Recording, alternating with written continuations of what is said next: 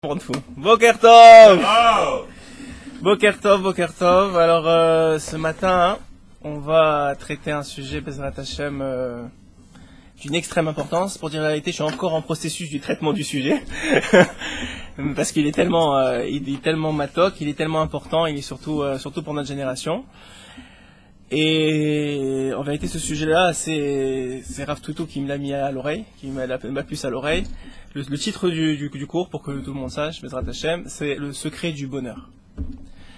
Ça fait plusieurs fois, depuis la Haskara de son beau-père, que Rav Toutou il m'emmène en évidence un point particulier au nom de Rabbi Nachman. Et ce point-là, il a mis en évidence, et ça m'a tilté dans l'oreille, enfin dans la tête. Et depuis, j'ai pensé toute la nuit à ça avant ce matin. J'ai beaucoup prié pour que Bezrat Hashem, on trouve la Nekuda ensemble, parce que c'est une étude qu'on va faire ensemble. C'est que le secret du bonheur, selon Rabbi Nachman, c'est d'être tamim, d'être simple, d'être la tmimout. Maintenant, qu'est-ce que ça veut dire? C'est tout le secret du bonheur. Il faut découvrir ce que ça veut dire pour atteindre ce que s'appelle le bonheur dans ce monde. Et celui qui pense le contraire, il sera jamais heureux. Je vous le dis franchement, celui qui pense que c'est pas ça la Nekuda, il la cherchera partout, il la trouvera pas. Rabbi Nachman, dans l'écouté Etzot, qui est le livre des conseils que Rabbi Nathan a compilé sur la demande de Rabbi Nachman, il a compilé tous les conseils qui existent. Quel est le dernier conseil qu'il a compilé dans le livre de 748 pages là? Quel est le dernier conseil? La tmimout, la simplicité. Pourquoi? Parce que c'est le conseil ultime. C'est le conseil des conseils. C'est celui qui va te faire atteindre dans ce monde-ci la vraie joie. C'est celui qui va te faire atteindre dans ce monde-ci la vraie ma'ala, la vraie connexion du bonheur. Et c'est moi, en tout cas pour moi, quand j'ai commencé à préparer le cours et vraiment m'approfondir sur cette notion-là, c'est le contraire de tout ce qu'on peut penser. Évidemment, vous n'êtes pas étonnés, c'est toujours comme ça. Mais c'est le contraire de tout ce qu'on nous a appris, de tout ce qu'on a réfléchi, comment les gens ils cherchent le bonheur, comment ils essaient de l'avoir, c'est le contraire de tout ça. Donc, Bezrat Hashem, que ces paroles de Torah soient Léon Nishma, Shmuel ben Elisa, Nissim Dahan, qu'on a perdu il n'y a pas longtemps, Victor Aviel ben Fortune, Myriam Mimoun, ben Yamna, Yitzhak ben Tamar, et pour la refoua shelema de Shimon Nissim ben Rachel et Avraham ben Moshe. Ok? Donc, Bezrat Hashem, B'siyata d'Ishmaya, qu'on puisse arriver à toucher cette Nekuda-là. Évidemment, Rabbi Nachman, il a dévoilé, ou en tout cas, il a écrit un conte, un des 13 contes, il s'appelle le conte du Tam et du Chacham. Le conte, il a consacré un conte tout entier à raconter une histoire sur quelqu'un qui est simple, on va dire, et un Tam, et le Chacham, celui qui est plus intelligent, qui a des Chochmot. Il faut en français, c'est presque impossible de définir ce mot-là. Parce que Rabbeinu, il explique déjà dans le conte que être Tam, c'est pas être tipesh, c'est pas être bête. Il faut bien comprendre que quelqu'un qui est simple, c'est pas quelqu'un qui est bête. Au contraire, il est beaucoup plus intelligent que les autres. Mais il choisit une voie qui paraît être celle d'être bête. Mais il n'est pas bête du tout. Donc déjà, avant de commencer ce qu'il dit ici, il faut comprendre. On va voir premièrement dans les conseils de Rabbeinu, c'est-à-dire qui sont tirés du l'écouté moral, comment il traite cette notion-là de Tmimout. On va essayer de trouver des notions, de comprendre et de trouver des notions qui correspondent. Et ensuite, on va lire le conte ensemble. En tout cas, une partie parce qu'il est quand même assez long, mais la partie qui correspond au thème. Ok, vous êtes prêts? Vous avez le sourire aux lèvres? Tout est beau? Bezrat Hashem, tout va bien aller. Allez, on continue.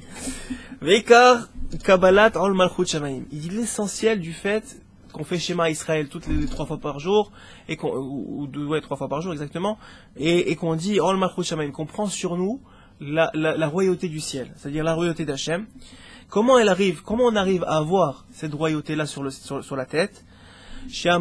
Amshalchin Umvatlin Kol HaChochmot, lorsqu'on arrive à annuler et à rejeter toutes les chokhmot. Comment on peut dire chokhmot? Les intelligences, les chokhmot, c'est des sagesses qui sont extérieures à la Torah évidemment, mais même la Torah, à cause qu'on est en exil depuis 2000 ans, elle est recouverte de clipas de chokhmot étrangères. C'est-à-dire que même pour toucher au matok koutvash de la Torah, il faut malheureusement aujourd'hui traverser des zones grises, des zones noires même, des zones d'obscurité, qui sont des zones de chokhmot étrangères qui ont été greffées sur la Torah d'Hachem. Et il dit ici, Rak l'eler bitmimut ufshitut, ki rak Torah gdosha hi chokhma amitit, ushar ko chokhmot et betelim etzlam. Il faut essayer d'arriver à un point, on ne sait pas encore, je comprends avec vous, on ne sait pas encore c'est quoi, mais à un point d'innocence et de simplicité, qu'on arrive à toucher cette Torah de simplicité, qui fait en sorte que cette Torah-là, elle est capable de nous rapprocher d'Hachem et de nous rapprocher de notre bonheur véritable. Alors maintenant, je vais vous raconter une histoire qui a été rapportée, je pense, par Yehuda, il me semble que c'est Shavuot, ou une autre journée, qui est une histoire magnifique, j'avais déjà entendu, mais qui m'a rappelé. Et je vais vous la raconter parce que c'est un point important à comprendre dans cette compréhension-là de la tmimut, de la simplicité. Hachem, il nous a mis dans ce monde, n'est-ce pas? Pour faire les 613 mitzvot. Il attend de nous qu'on soit des bons juifs. On a signé avant de venir dans ce monde qu'on allait être des tzadikim. Comme ça rapporte le Zohar à Kadosh. Pourtant, on voit qu'on s'est souvent éloigné de notre chemin. Il y a une histoire qui est rapportée. Il me semble, si je ne me trompe pas, au nom du Rav Chaim de Volojine, qui était l'élève du Gaon de Vilna. Le Rav Chaim de Volojine, il dit comme ça. Il dit, il y a un homme qui est venu le voir tout triste. Et toute la journée, il le voyait sans sourire. Et pourtant, il le voyait à la synagogue, il le voyait étudier, mais pas un sourire sur les lèvres. Rien du tout. Et d'ailleurs, vous verrez que j'ai choisi Mina Shamaim, on m'a donné des noms de gens qui pour les noms Ishmatam, que ce soit le beau-père de la rabbinite ou des autres que j'ai nommés, certains que je connaissais personnellement. Ils ont Mina Shamaim, tous en commun cette mimoute-là. Ils ont eu tous cette mimoute-là. Comment je le sais? Parce qu'ils avaient toujours le sourire aux lèvres. Sachez que pour avoir le sourire aux lèvres, il faut être tamim. C'est pas possible autrement. C'est pas possible autrement. Pourquoi? Parce que la vie ne te donne pas le sourire. Donc si tu trouves pas le sourire autre part, dans la tmimout justement, tu vas pas le trouver du tout. Donc venez, on essaie de comprendre qu'est-ce que ça veut dire. Regardez cette histoire-là extraordinaire. Il y a un homme, il était tout le temps triste. Pas triste, mais en tout cas il faisait les choses sans sourire, sans joie, sans sauter, sans récoudim comme il dit Rabbeinu, il faut sauter, il faut être joyeux. Il n'y avait pas ça dans sa vie. Mais il faisait tout comme il faut, mais il n'y avait pas ça. Un jour il est venu le voir et il lui dit, il faut que je te raconte une histoire. Il a dit, oui, Kvodarav, qu'est-ce que vous voulez me dire? Il dit, voilà, il y avait un homme. Un jour, un rav, il est venu dans une ville. Il est arrivé dans une ville, il était en visite dans cette ville-là. Et un homme très gentil, il lui a proposé de porter sa valise, qui était de quoi? Plein de livres de Torah. Et il lui a dit, s'il vous plaît, Kvodarav, est-ce que je peux porter votre valise? Il lui dit, avec plaisir, je vais monter au 3e étage, là où est ma chambre. Tu me l'amènes quand tu veux, c'est très gentil de ta part. Il monte à son étage, et là, il attend le monsieur. Le monsieur, quelques minutes plus tard, il vient, il tape à la porte. Il a le bagage sur son dos comme ça, il le porte comme ça sur son dos. Et qu'est-ce qu'il fait? Il arrive, il rentre, il dit, vas-y, tu peux le poser sur la table, merci beaucoup. Et le monsieur, il fait, et il pose sur la table, et il souffle un bon coup de soulagement, un peu genre, c'était lourd. Alors, le rav, il le regarde, il lui dit, je crois pas que tu m'as amené le bon sac. Il lui dit, oui, c'est celui que vous m'avez confié tout à l'heure, c'est lui. Je lui dis, je suis pratiquement sûr que c'est pas le bon sac que tu m'as ramené. Il dit, je vous dis, c'est la même apparence, c'est personne je suis resté avec lui tout le temps, c'est lui. Il lui dit, écoute, moi mon sac, il est extrêmement léger. Comment c'est possible? Je te vois, c'était lourd et tu souffles, etc. C'est que ça doit pas être mon sac. Le machal que donne le Rav Chaim de Volojine est le suivant. C'est que quand on va arriver à 120 ans, Hachem il va mettre devant nous, il va nous dire, alors qu'est-ce que tu as fait de ta vie? Et nous, qu'est-ce qu'on va faire? Je reprends les mots qui sont vraiment, c'est une très très belle histoire. Qu'est-ce qu'on va faire? On va venir devant Hachem, on va dire, ok, ça c'est tous les matins la prière. Ça c'est la tsniout. Ça c'est... Et on va être essoufflé comme ça, d'avoir tellement travaillé pour Akadosh Baruch Hu. Et ça c'est la cache-croûte. Et ça c'est la parnassa que j'ai fait pour nourrir mes enfants. Et ça c'est ça. Et ça c'est ça. Et Hachem il va nous regarder, il va nous dire... je suis désolé, mais je crois pas que c'est mes sacs à moi, ça. Et on va lui dire, comment ça, c'est pas tes sacs? Mais c'est ce qui est écrit dans ta Torah. Les mitzvot, la Torah, on a fait tout ce que tu as demandé. Il a dit, oui, mais mes sacs à moi, ils sont légers.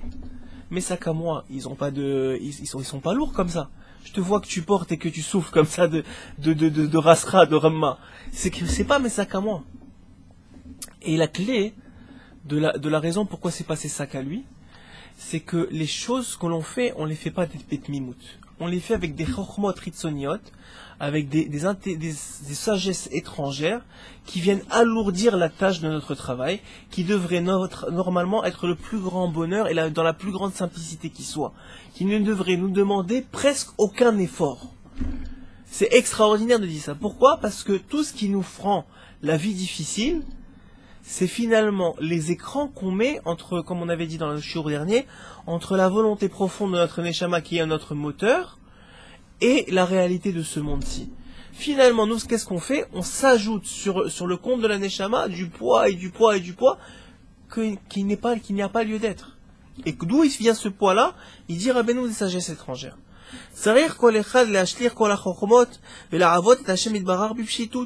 Un homme, il doit s'asseoir, étudier, faire la prière, faire toutes les avodat Hashem Yitbarach, avec simplicité et tmimut, avec innocence. Car ces actions doivent être plus nombreuses, nous dit la Torah, tes actions doivent être plus nombreuses que tes sagesses. Quand tu apprends quelque chose, ça doit être facile pour toi de faire. Et si tu n'arrives pas à faire, c'est que tu as mis dans un autre endroit qu'on t'a demandé de faire plus de poids que tu devrais en prendre. Ça veut dire quoi? Ça veut dire que je vous dis pas, je suis pas en train de dire qu'il faut enlever de la halakha et qu'il faut pas faire Shabbat ou qu'il faut pas faire truc parce que c'est trop de poids. C'est que votre Shabbat, c'est pas le Shabbat d'Hachem. S'il fait trop de poids, c'est que c'est pas le Shabbat d'Hachem. C'est qu'il y a quelque chose qui marche pas. C'est qu'il y a des chumrot que vous devez enlever, des chumrot, des choses en plus qui ne vous conviennent pas, qui sont pas pour vous. L'halakha, c'est l'halakha. C'est pour ça que c'est tellement important de connaître l'halakha. C'est parce que les gens, ils s'ajoutent des chumrot, ils s'ajoutent des responsabilités sur eux-mêmes, qui sont des chumrot, c'est-à-dire des suppléments sur l'halakha. Et ces suppléments sur l'halakha ne leur sont pas demandés à alpi halakha. Et ça fait quoi? Ça fait que c'est lourd pour eux. Ils sont lourds avec eux-mêmes. Ils sont lourds avec les autres. Et lorsqu'il s'agit de faire les autres halakhot qui eux leur sont demandés, ça devient trop lourd pour eux parce qu'ils ont déjà trop de poids sur leurs épaules. Et ça, c'est devenu la maladie du siècle. La maladie du siècle, c'est l'exigence. Vous voyez qu'on est exigeant, surtout vis-à-vis de nous-mêmes. Encore plus vis-à-vis des autres, encore plus vis-à-vis de nos femmes, encore plus vis-à-vis de nos enfants. Pourquoi? Nous dit Rabbeinu, parce qu'on n'est pas capable de voir le bien. On n'est pas capable de voir qu'on essaie toute la journée de se battre avec la vie, de se battre avec les événements qui nous sont présentés. Vous allez voir dans le conte Bezrat Hashem, qu'on ait le temps de le faire, dans le conte que Rabbi Nachman y dévoile sur le Chacham et le Tam, la principale Nekuda, le principal point qu'on découvre chez le Tam, en vérité, il y en a deux. Un, il se bat pas avec la vie. Il a eu les kélim qu'il a eu, il a eu les qualités qu'il a eu, il est content avec ce qu'il a. Il est super content même, il est extrêmement content. Et il louange ce qu'il a. Et même ce qu'il a pas, il le rend comme ce qu'il a. Vous allez voir, à un moment, il a que du pain à manger. À un moment, il dit à sa femme, donne-moi de la soupe. Elle lui donne la soupe, et qu'est-ce qu'il lui donne? Du pain. Et il lui dit, qu'est-ce qu'elle est belle cette soupe. Mais maintenant, c'est du pain. Qu'est-ce que tu racontes? Il dit, mais non, qu'est-ce qu'elle est belle cette soupe. Nous, on va dire quoi? Mais il est fou ce gars-là. Il est fou. Mais en vérité, il a compris le secret de la vie. Que ton bonheur, il dépend pas que si tu as du pain ou de la soupe. Il dépend si tu considères que le pain, c'est de la soupe. C'est ta considération des choses qui fait ton bonheur. Il a un seul habit pour deux, pour lui et sa femme. Il dit à chaque fois, il va au marché, il a besoin d'une redingote. Il dit, ma femme, donne-moi la redingote. Il dit, ah merci ma femme, comment elle est bien cette redingote. Shabbat, il a besoin d'une djellaba. Il dit à sa femme, s'il te plaît ma femme, donne-moi la djellaba. Et c'est la même redingote maintenant. Il dit, oh, qu'est-ce qu'elle est magnifique cette djellaba. Il arrive comme s'il avait une djellaba sur les épaules. Pourtant, il a la même redingote. Cette capacité d'étonnement, comme déjà premièrement, mais surtout, qu'est-ce qui crée cette capacité d'étonnement là? Cette capacité d'étonnement et d'appréciation de chaque chose dans la vie, elle vient du fait que le Tam, il ne prend rien pour acquis et surtout il ne prend rien pour dû. Rien ne lui est dû. Nous, pourquoi on est énervé contre la vie? Pourquoi on se rebelle? Parce qu'on croit que tout nous est dû. Tout nous est dû. Avoir une chemise propre, ça nous est dû, c'est normal. Avoir un costume, ça nous est dû, c'est normal. Avoir une femme qui nous respecte, ça nous est dû, c'est normal. Avoir des enfants intelligents, ça nous est dû, c'est normal. Le Tam, il t'apprend quelque chose. Tu me donnes du pain, je suis déjà content, et pour moi, c'est déjà de la soupe. Pour moi, c'est déjà du poulet. Mais attends, c'est que du pain. Et à la fin, le secret de tout le conte, je vous le dévoile avant, mais c'est pas grave. Le secret de tout le conte, c'est que ce processus-là qu'il travaille sur lui-même, de s'émerveiller de chaque chose, de ne l'attendre rien en retour, de savoir, ah, c'est très bien comme ça, et d'être très content de ce qu'il a, ça va lui amener à la fin, que lui, contrairement au Chacham, qui lui, à la fin, va devenir pauvre, va être un mendiant, lui, il va devenir le trésorier du roi. Pourquoi ? Simplement parce que lorsque tu n'avais rien, tu t'es étonné de tout, tu as apprécié tout, tu as dit merci sur tout. Et au contraire, les choses, tout le monde dirait que c'est mauvais. Et toi, tu as dit, waouh, qu'est-ce que c'est extraordinaire. Et tout le monde t'a pris pour un fou et on s'est moqué de toi. Et ça n'empêche que quoi? À la fin, cette chose-là, cette mida-là, non seulement au moment où tu avais rien, tu étais heureux, mais en plus de ça, Hachem va te donner des raisons que tout le monde va dire, waouh, il a des raisons d'être heureux. Ce bonheur-là, hein, c'est la clé de tout. Je vous dis, c'est un travail de tous les jours, de tous les instants. Quand il dit Rabbeinu qu'il faut se renouveler à chaque instant, c'est dans cette Nekuda-là en particulier. C'est d'être capable de ne rien prendre pour acquis, d'être toujours heureux de ce qu'on a, de toujours apprécier ce qu'on a. Et plus, lui, dans le conte, il l'a poussé à l'extrême. C'est quoi cet extrême-là? De même quand on n'a pas, même quand on n'a rien, il trouvait toujours la façon de voir la chose comme si elle était extraordinaire et de la matérialiser dans les mots. Il disait, waouh, qu'est-ce qu'elle est extraordinaire, elle est bonne cette soupe, elle goûte tel parfum et tel parfum, mais maintenant tu manges du pain! C'est pas grave, je dis ce qu'il y a à dire. Je dis des bonnes choses, ça transforme en bon. Et ça, c'est une écouda extraordinaire. Vous savez qu'il y a quelqu'un qui est parti voir le Noam Elimelech, 2 personnes, qui sont partis des Chassidés et des Chassidim, ils sont partis voir le Noam Elimelech.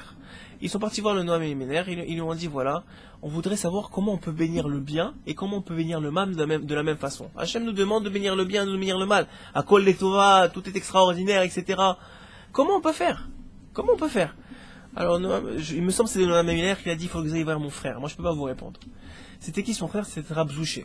Rav Zouché. C'est très connu dans un grand chassid, Rav Zouché. Il a dit, mais il habite très loin, Rav Zouché. Il a dit, je vous dis, ça vaut la peine d'aller le voir. Il a dit, ok. Ils ont commencé à prendre la route. Il habitait très loin, je sais pas, Stropoli ou quelque chose comme ça, très loin. Ils ont commencé à prendre la route avec le cheval. Ils ont avancé comme ça des kilomètres, épuisés, etc. Où il demande dans la ville de Rav Zouché, où il est Rav Zouché? Ah, Rav Zouché, il est à l'entrée de la ville là-bas, là où il y a les bidonvilles là-bas. Allez voir. Oui, et ils avancent comme ça, ils cherchent Rav Zouché, la plus petite maison là-bas, toute délabrée, toute cassée, tout truc. Ils voient Rav Zouché là-bas, et ils lui disent, Rav Zouché, s'il te plaît, dis-moi, dis-nous, on a besoin de savoir, comment on fait pour bénir le mal, comment on bénit le bien? Ton frère, le Noam Elimelech, il nous a envoyé chez toi, il a dit, toi tu as la réponse. Il le regarde comme ça, il leur dit, quel mal? Où il est le mal? Ça existe le mal? C'est-à-dire pour arriver à bénir le bien comme le mal, c'est que pour toi ça n'existe pas le mal. Il n'y a pas de mal. Même le mal c'est le bien. Il n'y a pas de mal. Ça évidemment c'est la main grave chez nous. Chacun à notre niveau on est très loin de ça. Ne se cachons, ne se voyons pas la face. Mais si vous voulez atteindre un peu plus de bonheur dans votre vie, un peu plus de vérité, ça prend cette Nekulala de Tmimout. Lui, tout le monde aurait dit, mais il est fou, on a fait des kilomètres pour qu'il nous dise ça n'existe pas le mal, mais il a même pas de quoi manger, il est dans une hutte. Il dit non, ça n'existe pas le mal. Plus que ça, Rabbeinu il dit, ce monde-ci il n'existe pas. Ce monde-ci il n'existe pas. C'est comme dit Laurent Pral, c'est un couloir pour le monde à venir, ça veut dire qu'il est battel, il est annulé sur le monde à venir. Les gens qui vivent vraiment, ceux qui sont heureux, ils vivent pas dans ce monde-ci, ils sont déjà dans le monde à venir, ils préparent le monde à venir. Chaque chose c'est une préparation, chaque épreuve soi-disant, épreuve pour eux, c'est une façon de gagner leur Olam Haba plus encore. C'est une façon d'être encore plus connecté à Hachem, c'est une façon de grandir. Celui qui cherche le bonheur dans ce monde-ci ne le trouvera jamais, il n'existe pas dans ce monde-ci, puisque ce monde-ci n'existe pas, nous dit Rabbeinu. Alors vous allez me dire, mais il est fou celui-là, il n'existe pas, mais il y a des arbres, il y a des trucs comme ça. C'est du bluff. Vous savez comment on appelle ça, les trucs qu'on met sur des écrans là, que t'as l'impression que ça existe, quand tu vas toucher, tu traverses les illusions comme ça, là, les trucs illusions. Ce monde-ci, c'est une illusion. Le Yetzirara, il te fait ça, que c'est beau, que c'est extraordinaire, c'est pour la vie. T'as jamais l'impression que tu vas mourir, t'as jamais l'impression que tu vas monter dans la Baba, t'as jamais l'impression que tu veux pas penser à l'autre monde. Tout ça, c'est du bluff. Tout ça, c'est du bluff. Les gens, ils sont à la Parnassa, et ça va être difficile, et comment je vais faire pour travailler? Alors c'est vrai, les soucis quotidiens te rappellent constamment que tu as des responsabilités, que c'est toi qui diriges, que ça dépend de toi. On l'a déjà dit, ça dépend pas de nous. Ce qui dépend de nous, c'est la Yirat Shamayim. Ce qui dépend de nous, c'est Torah, Mitzvot, Ma'asim Tovim. Ce qui dépend de nous, c'est remplir le sac. Mais le sac, c'est des diamants. Si tu portes des diamants, c'est pas lourd. Une autre histoire qui a été rapportée comme ça. Hein. Il y a un roi dont le fils était extrêmement malade. Extrêmement malade.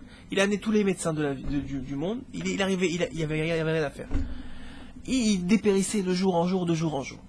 Est venu un sage.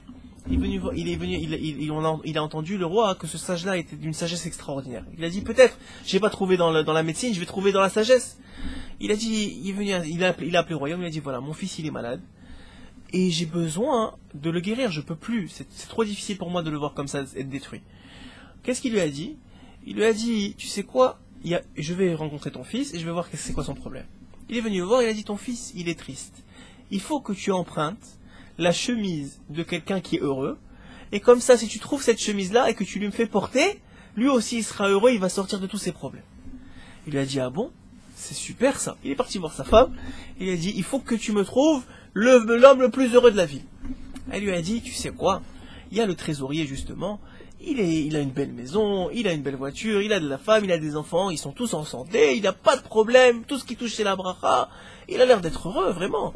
On va aller le voir, et mais Bezrat Hashem on va pouvoir avoir cette chemise-là, sûrement il va nous la donner, tu es le roi, il va pas te la refuser.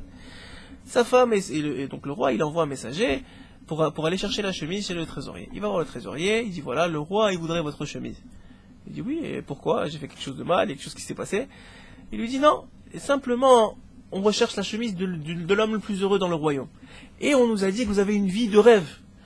Alors le roi, il a dit, c'est sûrement vous l'homme le plus heureux du royaume. Il lui a dit moi? Non, je suis désolé, c'est pas moi. Il dit comment c'est pas vous? Vous avez tout ce que vous voulez? Il dit non, la vérité, c'est plus de soucis qu'autre chose. Je stresse de tout perdre. J'ai ma femme, elle me crie dessus toute la journée. J'ai mes enfants, ils me respectent pas. Et il aurait commencé à sortir tous les trucs comme ça. Vous voyez, comme ça a l'air beau de l'extérieur, mais à l'intérieur, je m'excuse, ça marche pas. Et il a fait comme ça, je vous passe le compte parce qu'on a beaucoup de choses à dire aujourd'hui. D'une chose à l'autre, il a rencontré une personne, tout le monde, non, c'est pas moi. Et le roi, il a dit, je comprends pas. Et ça n'existe pas un homme heureux dans mon royaume. Il n'y a personne dans mon royaume qui est heureux. Je comprends pas. À ce moment-là, mon royaume, il est catastrophique. Et qu'est-ce qu'il a dit? Il a dit, tu sais quoi, dans un autre royaume, il y a quelqu'un que justement on dit qu'il est très heureux. Toujours le sourire, toujours bête mimoute, toujours heureux. Il dit, ah bon, j'envoie quelqu'un. Il a envoyé quelqu'un. Il lui a dit, voilà, il a vu. Et d'abord, il a dit à son messager, mais fais attention, vérifie avant d'aller le voir, etc., qu'on perd encore notre temps. Vérifie, il regarde autour de lui, il regarde comment il agit, regarde s'il est vraiment heureux. Mais mettre le messager, il voit que cet homme-là, il sourit, il est heureux, il est bessimra, ça chante dans sa maison. Il a dit ça, c'est sûr, il est heureux. Évidemment, il arrive dans une petite hutte comme ça, il tape à la porte. Encore une fois, c'est pas une question d'être pauvre qui rend heureux. C'est la question, c'est cette satisfaction comme Miséo Hachir. C'est une Mishnah Be'avot. Miséo Hachir, c'est qui le riche? C'est Sameyach Bechelko, celui qui est heureux de son sort, qui n'en demande pas plus, qui n'en veut pas moins. Il est heureux de son sort. Ça, c'est une madriga de Tmimoud. Ça, c'est la simplicité. Il dit ici. Alors dans l'histoire, il dit voilà, donc il lui dit voilà, excusez-moi de vous déranger, il y a un roi d'un tel pays qui vous demande une faveur. Il dit avec plaisir, c'est quoi la faveur? Il dit voilà, je vois que vous êtes très heureux. Il dit bon, Hachem, tout va bien grâce à Dieu, je suis très heureux. Il lui dit ok, alors est-ce que vous pouvez nous prêter votre chemise? Parce que le fils du roi il est malade. Il lui dit la vérité, j'aurais voulu faire plaisir au roi. Le problème, c'est que j'en ai pas de chemise. Ça veut dire quoi? Alors, qu'est-ce qu'on apprend de là? Pas qu'il faut pas avoir de chemise, mais que le principe, il est quoi? Le principe, il est qu'il faut se considérer que quand on a une chemise, c'est déjà extraordinaire. Quand on a quelque chose, c'est déjà extraordinaire. Et à ce moment-là, à quoi ça sert de t'énerver sur Paul, Pierre ou Jacques ou qui tu veux? Ou de remettre les événements? Les événements, ils sont les événements. Nous, on croit qu'on a un pouvoir sur les événements. Les événements, ils arrivent. On fait ce qu'il y a à faire. On ne dit pas qu'il ne faut pas sortir travailler. On ne dit pas qu'il ne faut pas gérer la situation. On dit c'est quelque chose, il y a le mur qui s'effondre. Tu dis pas, il y a là qui s'effondre et qui continue à s'effondrer. Tu prends un maçon, tu apprends le métier, tu répares le mur. Très bien. Il y a pas, personne t'a dit le contraire. Mais ce poids-là qu'on se met dans la responsabilité qu'on a, que d'une minute à l'autre, le mur il va s'effondrer, c'est notre responsabilité, il y a quelqu'un qui va finir mal, etc. Et vous voyez quoi? Que le plus souvent du monde, on se stresse et on s'angoisse beaucoup plus que la réalité finale. Et on se projette sur les événements, et on voit comment ça va se passer comme ça, et qu'est-ce qu'il va dire lui, qu'est-ce qu'elle va dire elle. Et tout ça, c'est ça qui sont les écrans de notre bonheur. Et il dit ici, chacun, il doit rejeter les sagesses étrangères et servir Dieu de façon simple. Pourquoi? Parce que ses actions, ils doivent arriver à être plus que sa chorma. Plus que son intelligence, ses actions doivent être. Pourquoi? Kilo amidrash ou aikar, parce que c'est pas le fait de parler qui est le plus important. Et là, ma'aseh, nous dit Razal, seulement l'action. Là, mibaya chokhmot shel setstam bene adam shehem be'emet shtut ursilut.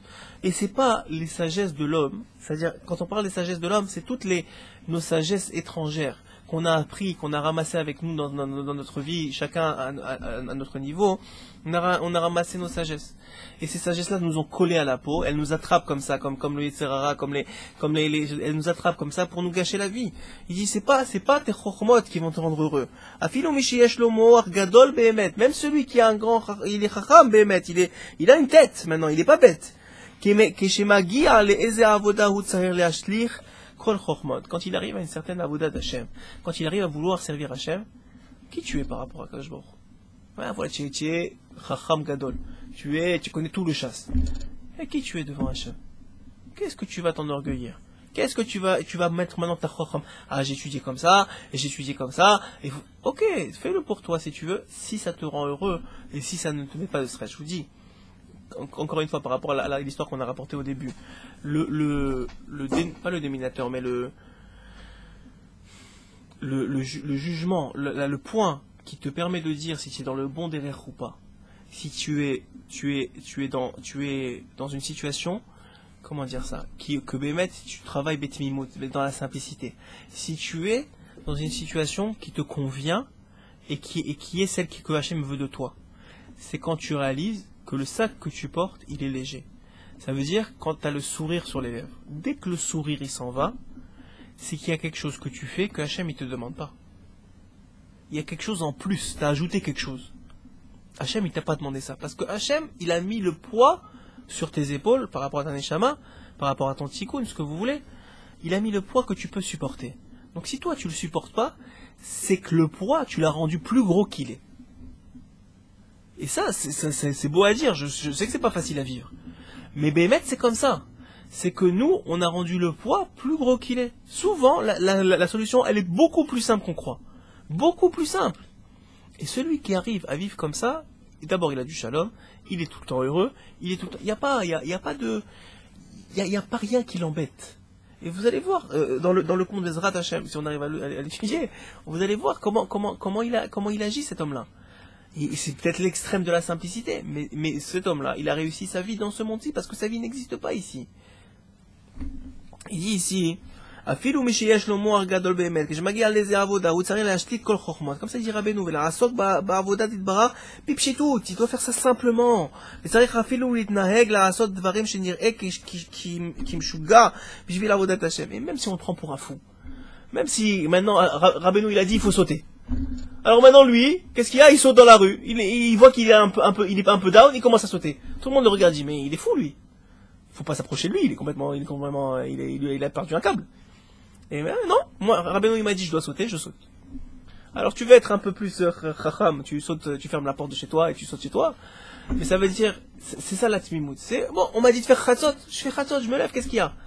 Tu sais qu'est-ce qui te fatigue? C'est pas de faire chatzot. C'est, attends, il faut que je me réveille. Comment je vais me réveiller? Est-ce que je vais me réveiller? Dis-moi, si je commence à le prendre sur moi, peut-être dans un an je vais pas y arriver, je vais regretter. Et peut-être ça, je fais ça maintenant comme ça, et je fais ça comme ça. Et qu'est-ce que va dire ma femme maintenant que je vais faire chatzot? Mais arrête! Hachem t'a demandé, Rabbeinu il a dit, le ikar c'est chatzot. Ah, réveille-toi, 2h15 du matin. Fais chatzot et rendors-toi, et c'est fini. Ça y est, arrête de réfléchir trop.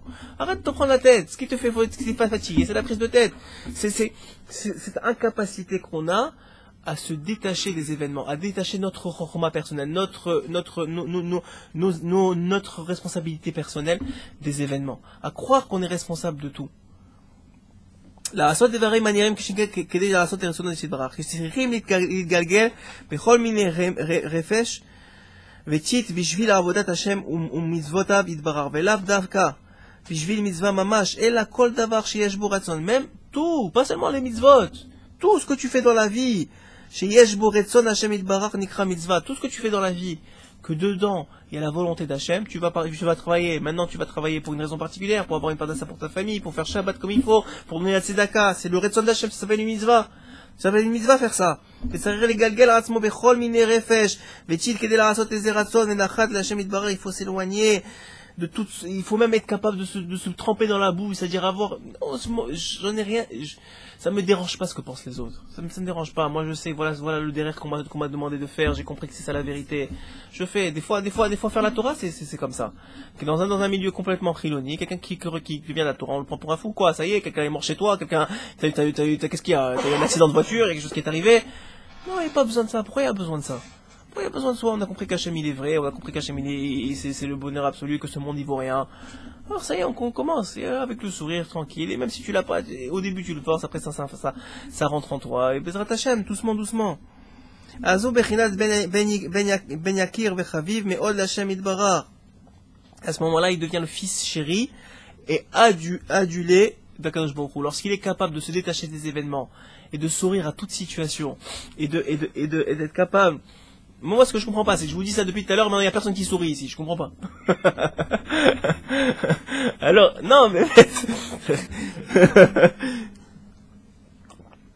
ça doit être que le message il passe pas, il y a quelque chose que j'ai manqué dans l'histoire.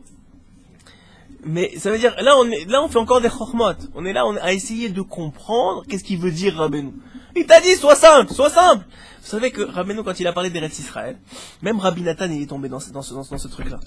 Quand il a parlé d'Eretz Israël, il n'y a pas de problème, t'inquiète pas. Et quand il parlait d'Eretz Israël, alors il a commencé à dire Eretz Israël, c'est la Kedusha, on peut pas arriver à être un vrai juif sans Eretz Israël, etc. Alors à la fin du shiur, Rabbi Nathan il est parti voir Rabbi Nachman. Il pensait qu'il parlait d'une porte dans le ciel qui s'appelle Eretz Israël, qu'il faut se connecter par des chormot, qu'il faut penser à ça au moment de la fila. Il lui a dit, mais quand vous parlez d'Eretz Israël, de quoi vous parlez? Qu'est-ce qu'il a dit Rabbeinu? Il lui a dit quoi? De la terre, du sable et des maisons d'Eretz Israël. Ça je parle. Parce que je parle de quoi? De quoi tu crois que je parle? Ça veut dire, arrête de faire des chormot. Tiens, en Eretz Israël, quelle chance on a. On sait même, tu es dans ce monde, c'est une chance, tu répares. Tous les jours tu répares plus. Ah, mais c'est difficile. Mais celui-là, je suis fatigué. Alors je dis pas que c'est pas difficile, mais c'est difficile parce qu'on le voit comme l'œil du monde qui dit que c'est difficile. Mais la vie du Tam, elle était difficile pour tout celui qui lit le conte. Il va comprendre que c'était une catastrophe, que c'était extrêmement difficile, qu'il avait toutes les raisons d'être pas heureux. Rav Zouché la même chose. Tous les grands de la Torah qui ont vécu dans des petites maisons encore aujourd'hui, Rav Steinman, le Rav Eliashiv il y a quelque temps. Quoi, ils sont les plus heureux du monde. Mais comment ça se fait? Ils ont rien de ce monde-ci. Ils profitent de rien. Ils ont pas de vacances. Alors quoi? Mais parce que c'est pas là que se trouve le bonheur. Le bonheur, il se trouve en toi. Il se trouve en toi. Et on peut te donner des milliers de comptes d'argent. Et on peut te donner la plus belle femme et la plus gentille femme. Et les plus intelligents enfants. Si t'as décidé d'être mchen, tu seras mchen. Et ça changera rien qu'on te donne le loto. Ah, si je gagne le loto, je serai heureux. Tu seras pas heureux. Si t'es pas heureux maintenant, tu seras pas plus heureux avec le loto. Parce que qu'est-ce qui dépend, qu'est-ce qui fait que t'es heureux? C'est toi. Quoi? Il veut bien essayer le loto. On va envoyer un fax à Hachem, on va vérifier si ça marche. Mais ça changera rien. Ce qui te rendra heureux, c'est toi. C'est toi. Si je dis maintenant, ça y est, je décide d'être heureux. Ce qui m'arrive, je souris à tous les événements. Alors c'est sûr que si ta femme elle est malheureuse, tu lui souris pas en pleine face et tu lui dis ah tout va bien. Quand l'autre il est pas bien, tu te mets à son niveau, mais toi dans ton cœur tu es toujours heureux. Ta femme ça va pas, tu te mets à son niveau, elle a besoin de toi. Tes enfants ils vont pas bien, ils ont besoin de toi. On dit pas d'être un imbécile, on dit d'être quelqu'un de chacham. Mais dans la chokhma, dans la simplicité, c'est la plus grande chokhma. Ouais. C'est ça qu'il dit dans le conte. C'est qu'à partir du moment où tu fais ça, tu attires sur toi. Parce que Hachem, il a plus besoin de t'envoyer rien. Même s'il t'envoie, parce que c'est ton tikkun, parce que tu as fait des choses dans une autre vie, je sais pas, ça change rien. De toute façon, être mchen, ça va pas t'arranger les choses. Au contraire, ça va les empirer. C'est ça le sod de la simcha. Quand il dit Hachem, et quand il dit Rabbeinu, le sod de la simcha, le secret de la simcha, c'est la atzlacha, c'est que ça apporte la réussite. Pourquoi la simcha, ça apporte la réussite? Pourquoi être heureux, ça apporte la réussite? C'est quoi le secret d'être heureux que ça apporte la réussite?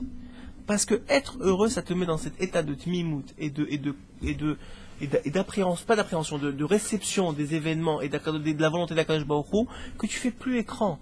Si tu fais plus écran avec Hachem, Hachem il te fait réussir. Arrête de me faire écran. Arrête de me faire écran. Hachem, il te demande, arrête de me faire écran avec ton esprit, avec tes chokhmot, avec ce que tu as appris de ce qu'on t'a dit qui était vrai, avec tout ça. Arrête de faire écran. Mets un sourire sur tes lèvres. Sois heureux. Arrête de regarder les autres mal. D'abord, ça commence par soi-même. Je vous garantis que personne ne sera capable d'arrêter de regarder les autres mal si déjà lui-même il se regarde bien.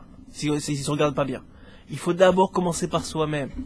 Il faut commencer par soi-même. Tiens-le, Hachem, il t'adore. Regarde. C'est pas, il dit pas ici, parce que Hachem, il a changé de comportement et maintenant il va devenir son fils aimé. Il dit maintenant, l'homme, il a changé de comportement. Il a commencé à sourire, il a commencé à dire merci, il a commencé à être heureux, il a commencé à être tamim. À ce moment-là, il devient le fils aimé. Mais attends, je comprends pas, Hachem, c'est le même. Ouais, mais qu'est-ce que ça veut dire? Ça veut dire, toi, c'est toi qui te mets dans la catégorie du fils pas aimé. Soit tu veux être dans la catégorie du fils aimé, tu veux qu'Hachem il t'aime, mets-toi dans la catégorie. Hachem il t'aime déjà, c'est juste toi tu dois te mettre dans la catégorie du fils aimé. C'est tout, c'est pas compliqué. Toi tu dois te mettre dans la catégorie. C'est pas compliqué, mais je vous dis c'est le plus dur à faire. C'est le plus dur. Pourquoi?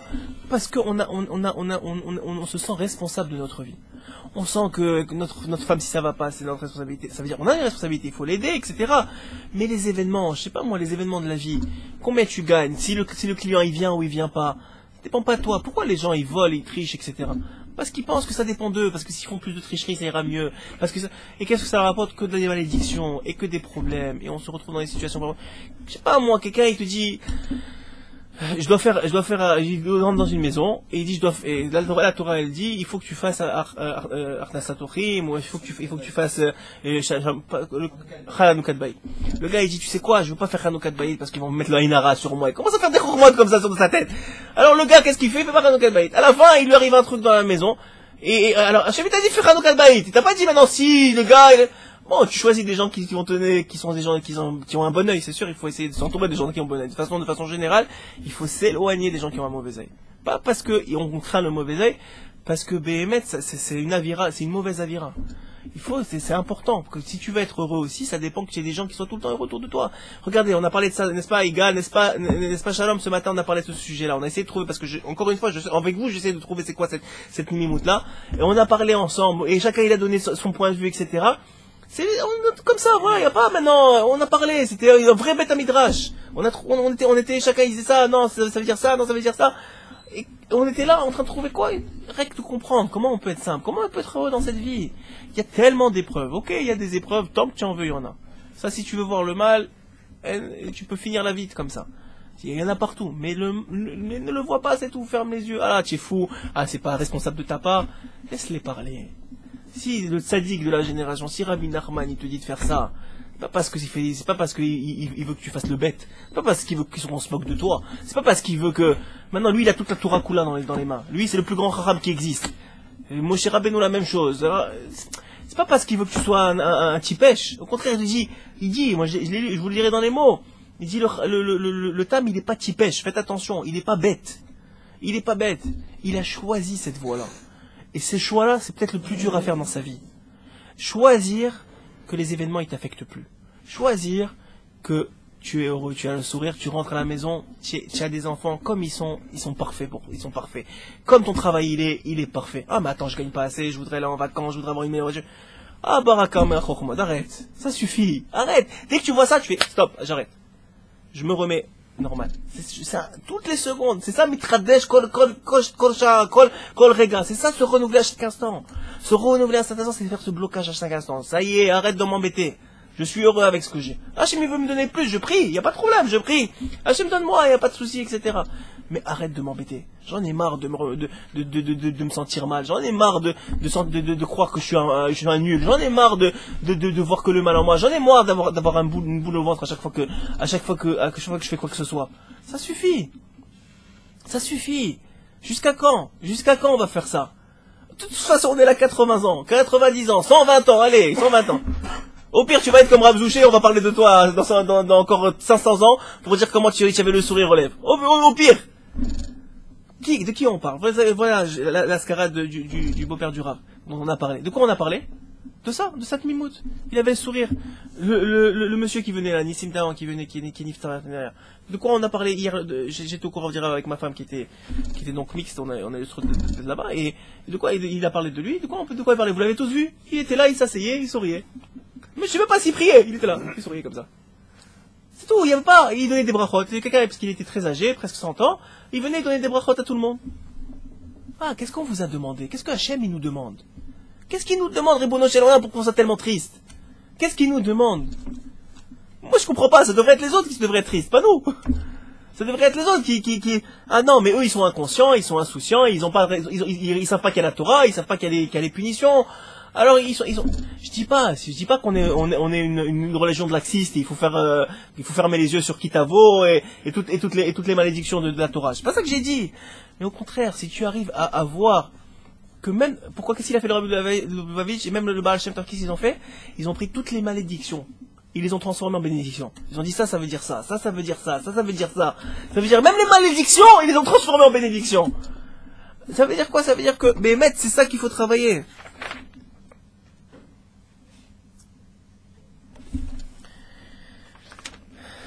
Il dit, ils sont mazikim. Vous savez, les mazikim, c'est les forces du mal là, qui nous entourent. Regardez le terme qu'il utilise, Rabbeinu. Les sagesses, c'est cette chokhma là, cette intelligence là, cette responsabilité là qu'on s'est mis sur nous, ce poids là qu'on s'est mis sur nous. Mazikin et meod de adam. Ils embêtent, ils font du mal à l'homme. Vachachamim nilkadim bechokhma shel atzmam. Et il faut s'éloigner beaucoup de toutes ces sagesses là. וצריך להתרחק מאוד מכל מיני חוכמות שיש לקצת אנשים. Et à leurs propres yeux, il faut s'éloigner de ça. Et vous allez voir que même, je veux absolument faire un petit peu du compte, alors on va revenir peut-être après sur ce qu'il dit. Regardez, je vais sauter toute la partie, même si on peut apprendre, tout celui qui va apprendre sur la Tmimout, il doit lire ce compte-là. La plupart de la première partie, elle parle de comment s'est comporté le Chacham. Tout ce qu'il faut pas faire. Tout ce qu'il faut pas faire. Ce sera un autre cours peut-être. Mais tout ce qu'il faut pas faire. C'est-à-dire que quoi? Il était très intelligent. Donc maintenant, les deux, ils avaient des parents très riches, des parents qui se mettaient à leurs besoins, ils leur donnaient la même école, la même éducation, tout ce qu'il faut. Et les deux, ils ont fait faillite en même temps, dit Rabbeinu. Et ils leur ont dit, bon ça y est, maintenant il faut vous débrouiller tout seul. Qu'est-ce qu'il a fait le Tam? Le Tam, il a dit, bon, il faut que je me débrouille. Le premier métier qui me vient, Hachem il va m'envoyer le premier métier qui me vient, je vais le faire, et c'est tout. Qu'est-ce qu'il a trouvé? Cordonnier. Il a dit, je vais faire cordonnier. Le Chacham, il a dit, ah, non, cordonnier, c'est pas pour moi. C'est pas mes choubad, c'est pas assez important pour moi. Moi, je suis quelqu'un d'important, je suis quelqu'un qui a de la chokhma. Qu'est-ce qu'il a dit? Il a dit, moi, je vais commencer à chercher plein de métiers qui me correspondent. Alors, il a commencé dans le vêtement. Après ça, il a dit, non, c'est pas pour moi. Et c'est pas assez bien pour moi. Il a fait dans la bijouterie. Après, il a dit, la bijouterie, on sait jamais si l'or il descend, si le diamant il vaut plus rien. Viens, on va faire quelque chose que tout le monde a besoin. Ah, je vais devenir médecin. Après ça, quand il est devenu médecin, il était jamais heureux. Pourquoi il était jamais heureux? Parce que, encore, c'est une écoute qui nous empêche d'être heureux, c'est que toujours il voyait le point négatif, toujours il voyait ce qui allait pas. Toujours, alors quand il était médecin, quand il guérissait, on disait Baruch Hashem, donc il disait, ah, c'est quoi, c'est moi qui guéris quand même. C'est moi le Kelly, pourquoi on me dit pas Baruch moi? et quand il guérissait pas, on le maudissait lui. On disait quoi, tu es un mauvais médecin, tu es une pourriture, qu'est-ce que tu fais? Donc il était tout le temps malheureux. Il a fini à Picoros, cet homme-là, à passer de ville en ville, complètement à Picoros, et à mendier. Et qu'est-ce qui est arrivé avec le Tam? Le Tam, il a fait son petit bonhomme de chemin, il s'est pas battu contre les événements. Il a dit, voilà, moi, Hachem, il m'a donné tel Kéli, il m'a donné telle intelligence. L'intelligence, elle correspond, on n'a pas dit de me pas devenir médecin, c'est pas ça qu'on a dit. Si tu es intelligent et que tu es heureux comme ça, et que tu es bien, et que c'est ton niveau, très bien, pas de problème. On a besoin de médecins dans la vie, c'est pas ça le problème. Mais lui, il a dit, voilà, qu'est-ce qui correspond à mon niveau? Mon niveau, bon, je suis pas chacham, en tout cas, on m'a pas dit que j'étais chacham, je vais faire cordonnier. Et qu'est-ce que je vais faire? Qu'est-ce que je vais faire? Bon, maintenant, qu'est-ce qu'on me demande à la Torah? Je vais me marier. Alors, je vais prendre une femme, je vais me marier, c'est tout. Le Chacham, il s'est pas marié. Il avait passé des années à tourner. Non, ça n'allait pas bien, ça n'allait pas assez bien. Lui, il a dit, je vais me marier. Ok, allez. Et sachez que vous allez me dire, ah oui, mais peut-être qu'il aurait pu trouver mieux. Sachez qu'Hachem, il agit avec nous, mida keneged mida. Je vais vous raconter une histoire du Rav Eliashiv qui est un moussard extraordinaire. Sur la Ishtadlout. Vous savez, tout le monde dit, ah, il faut céder, le ciel t'aidera, il faut céder, le ciel t'aidera. Combien il faut céder? Alors un jour, il y a un monsieur qui est venu voir le Rabbi Yashiv, et il lui a dit, voilà, je voudrais savoir combien je dois faire de Ishtadlout. Alors il dit, c'est une très très très difficile question que tu me poses. Il dit, pourquoi? Il lui dit, parce que ça dépend de toi. Ça dépend de toi. Il lui dit, comment ça? Il dit, regarde-moi. Moi, dans tout ce qui est pas Kodesh, on va dire, tout ce qu'on va dire des rendez-vous d'affaires ou quoi que ce soit, je sais pas s'il en avait Rav Eliashiv à l'époque, je crois pas, mais il lui a dit, il lui a donné l'exemple. On va dire ça comme ça. Ou bien tout ce qui n'a pas, ce qui est pas Kodesh, je sais pas, des rendez-vous de médecin, je sais pas qu'est-ce qu'il y a besoin. J'essaye 2 fois. Si j'appelle 2 fois ou j'essaye 2 fois, etc. Si au bout de 2 fois ça fonctionne pas, j'arrête. Et même si la personne elle revient après, elle me dit on avait rendez-vous, etc. Je veux faire l'affaire, je lui dis non. On a essayé 2 fois, ça n'a pas fonctionné, je veux plus. Il dit sache que Hachem, il sait que moi j'agis comme ça. Donc Hachem s'il veut me donner quelque chose, il sait que la seule façon c'est que ça marche en 2 fois. S'il veut pas me la donner, il me la donnera pas en 2 fois. Ça, c'est le compte que j'ai moi avec Hachem. Ça, c'est Maïsh Tadlout. Il sait Hachem, si ça marche 2 fois, je sais que tu veux. Si ça marche pas 2 fois, je sais que tu veux pas. Maintenant, entre moi et lui, c'est comme ça que ça marche. Donc maintenant, ça marche 2 fois, je sais qu'il veut, je me pose plus de questions. Ça marche pas 2 fois, le téléphone il répond pas 2 fois, c'est-à-dire, ok, c'est pas pour moi. Bye, merci. Même si la personne elle revient après, bye, merci. C'est un grand niveau, parce que quand t'as un grand business, il te dit, après, il revient à bout de la 3e fois, il dit, allez, y en a, s'il te plaît, on y va, t'as envie de signer. Il y a Chomrim comme ça. Il y en a qui disent que c'est bon, même au bout de la 3e fois tu peux signer. Mais, hein? Bien sûr, c'est complet. C'est ça, c'est-à-dire que quoi, vous pourriez croire, on pourrait tous croire, que ce Tam-là, il a pris le premier métier qui lui vient. Non, Hachem, il a dit celui-là, il va prendre le premier métier, je vais pas lui faire traverser tout le monde pour ça. Voilà, je vais lui donner le métier qui lui correspond à lui. Tout de suite, puisque c'est ça qu'il est, c'est comme ça qu'il est. Pourquoi Hachem, il veut pas ton mal? Voilà, ton ticoni correspond à ça, vas-y, fais ça. Ok, Hachem, c'est ça que tu veux, on le fait. Ah non, tu comprends, ils vont penser ça de moi, et il faut être comme ça, il y a pas, qu'est-ce qu'il y a? Arrête de prendre des têtes. Alors il a fait ce métier-là. Il s'est marié, et comme ça, regardez comment c'est beau, moi dans les mots, je trouve ça extraordinaire ce qu'il dit Rabbeinu. Il dit ici, regardez voilà, comment il dit. Ominato aya shaya tamid vesimcha. Il était toujours sa meilleure. Il était toujours heureux. D'ailleurs, c'est la nekuda que vous voyez si vous êtes dans cette darga-là ou pas. Si vous êtes dans ce niveau-là ou pas, si vous avez un sourire dans les lèvres, vous êtes de sa mère. Si vous n'êtes pas de sa mère, vous êtes déjà parti dans les chormot. Vous êtes déjà pris dans les trucs. Tout de suite, il faut revenir. Ah, et je suis pas sa mère, il y a quelque chose qui va pas, j'ai dû trop prendre sur moi, j'enlève, allez. C'est bébé, regarde. Tamid, il était toujours besimcha, gdola meod. Toujours dans une grande simcha. Bah, il y a rak malé simcha, Tamid, il était plein de simcha. Maintenant, il a rien. Qui t'a dit que ça dépend de ce que tu as? Qui t'a dit que ça dépend de ce que tu as, Ribono Shel Olam?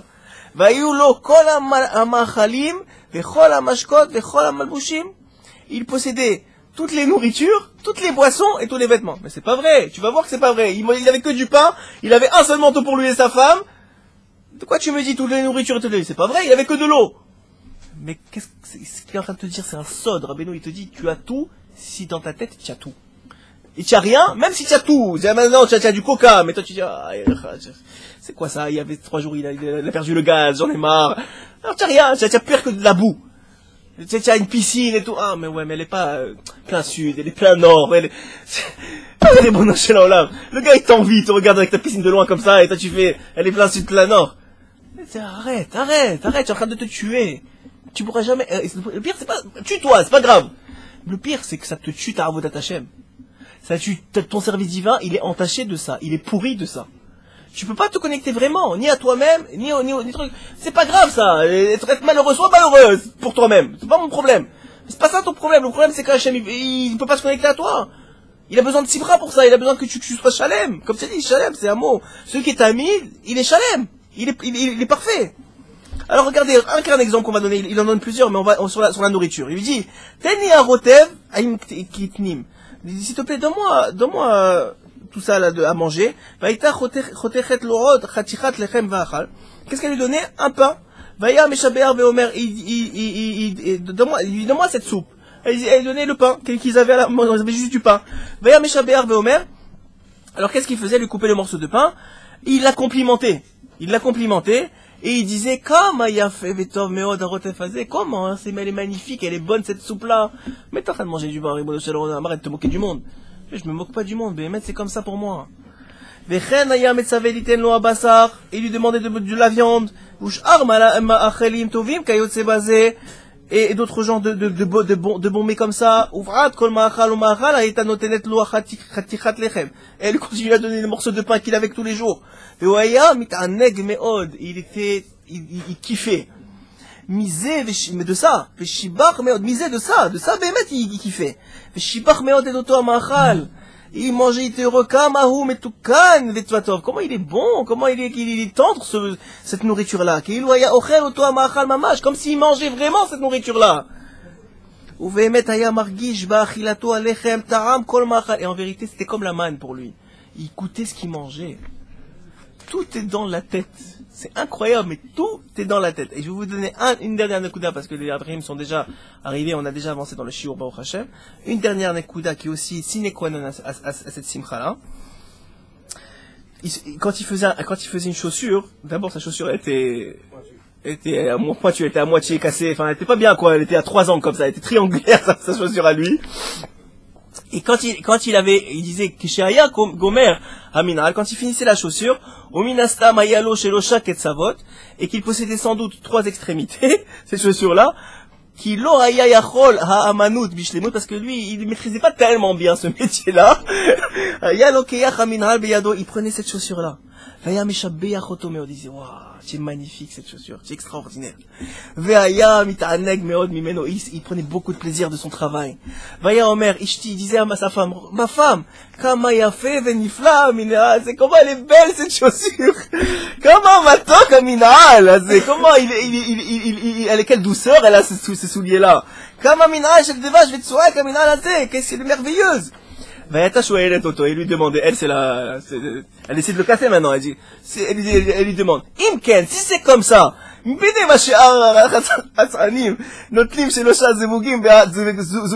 c'est comme ça, pourquoi les autres cordonniers, ils vendent ça 3 zouks et toi tu le vends un seul zouk? Vends le 10 zouks si c'est tellement extraordinaire ta chaussure. Hein? C'est ça qui nous dit, c'est vrai, quoi, si c'est comme ça, pourquoi lui il a plus? Pourquoi lui il est comme ça? Pourquoi lui il est comme ça? Il dit, bah, toi tu prends juste un zouk et demi, là. Qu'est-ce que tu me dis pourquoi elle est tellement belle? Zema Sechelo, Zema Secheli. Il lui répond, ça c'est son travail à lui, c'est son marassé à lui, c'est sa situation à lui. Et ça, c'est ma situation à moi. Vérod. Il disait en plus, la malano le daber le acherim. Pourquoi on va parler des autres? Pourquoi on va parler des autres, ma femme? Pourquoi? Allô, Natri, la Chashov, Kama vechama ani marchbiach, binal ze miad la. Viens, on va se concentrer sur ce qu'on a. Viens, on va voir combien je gagne sur cette chaussure. Alors, le cuir, il me coûte tant. Le truc, il me coûte tant. Les lacets, il me coûte tant. Il me reste 10 guédolim, 10 sous. C'est extraordinaire, ma femme. Regarde pour ce travail, j'ai 10 sous. C'est extraordinaire. Et comme ça, toute la journée, il était heureux. Mais il n'avait pas. Comment c'est possible? Il faut être capable de rien attendre de la vie. Hachem, il t'adore et tu deviendras le fils du roi. Et à la fin, quand Hachem, donc le roi qui représente Hachem dans le conte, il envoie un messager parce qu'il cherche un trésorier, parce que tout le monde lui vole. Donc il cherche un trésorier. Il a entendu cette histoire-là du Tam et du Chacham. Il veut voir ces deux personnages-là. Donc il les envoie. Il envoie un messager vers ces deux personnages-là pour les amener, pour les convoquer au royaume. Le Tam. Waouh, le roi il m'appelle, mais quelle chance, quel kavod. Qu'est-ce qu'ils font? Ils l'habillent d'un bel habit pour le recevoir chez le roi, etc. Il arrive là-bas, et déjà, et le roi il le voit qu'il est tellement tam, vraiment tu es à ce point là tam, il dit tu es parfait pour mon trésor, c'est sûr que tu vas pas me voler toi. Il le met chef du trésor. L'autre, il envoie le messager, qu'est-ce qu'il commence à dire? Ah, peut-être j'ai fait une bêtise, peut-être il y a quelque chose, il veut me faire du mal le roi. Et après il commence dans des chokhomot comme ça, et pourquoi le roi il m'a envoyé? Pendant des jours, il veut pas répondre au messager. Le messager, il attend. Et attends. Après ça, il finit par quoi? Par dire quoi? Mais attends, personne l'a vu le roi. Quelqu'un l'a vu le roi? Peut-être il n'existe pas le roi. Il se convainc qu'il n'existe pas parce qu'il a peur que la finalité elle va être mauvaise. Mais la finalité elle est bonne. Il veut te récompenser. Il veut vérifier qui tu es. Non, mais peut-être que le roi il veut me faire du mal. Peut-être j'ai fait quelque chose de pas bien. Peut-être dans une autre j'ai volé quelque chose. Peut-être, je sais pas. Le Chacham il s'est tué lui-même. Et le Tam il fait naître lui-même. Et ça, la tmimout, c'est la nekuda qu'il faut prier tous les jours et chercher tous les jours ce sourire-là, ce sourire qui vient de cette mimout, de cette simplicité-là de la Avodat Hashem. On est en Eretz Israël, il fait beau, on a des femmes et des enfants. Rien que le fait d'être ici, dans ce monde-ci, qu'on est en train de faire un tikkun, comme c'est rapporté, que les dernières générations, on est tous des réincarnations. On devrait tous pas être là, mais birlal. On devrait même pas avoir la chance d'être là. On devrait même pas avoir la chance de réparer. Hachem, il a pitié sur nous. Et encore une fois, il nous fait réparer. Il nous donne une chance en plus.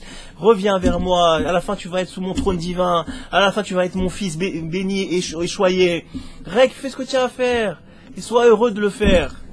Bezrat Hashem, qu'on soit tous zorés de cette Nekuda-là, de Tmimout, tous les jours de notre vie, et qu'on puisse la transmettre aux autres, Bezrat Hashem. Amen, Kenny Rassan.